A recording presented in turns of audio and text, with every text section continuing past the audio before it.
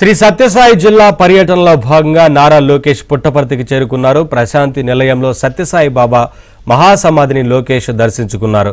లోకేష్ కు Sathya Sai central trust managing trustee RJ Ratnakar స్వాగతం పలికారు.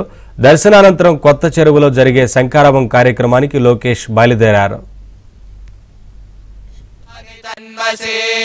अस्मिन् महत्यर्नवेन्तरिक्षे भवा अधे नीलग्रीवाशितिकण्ठा शर्वा अधः क्षमाचराः नीलग्रीवाशितिकण्ठाशेषु स्वस्मिञ्चरा नीलग्रीवा विलोहिताः हे भूतानामधिपतयो विशिखास कपर्दिनः ये अन्नेषु विविध्यन्ति पात्रेषु पिबतो जनानताम्बतिरक्षय ऐलभृदाय व्युदः ये तीर्थानि प्रचरन्ति श्रुकावन्तो निषङ्गिणः य एतावन्तश्च भूय पृथिव्यां येऽन्तरिक्षे ये दिवि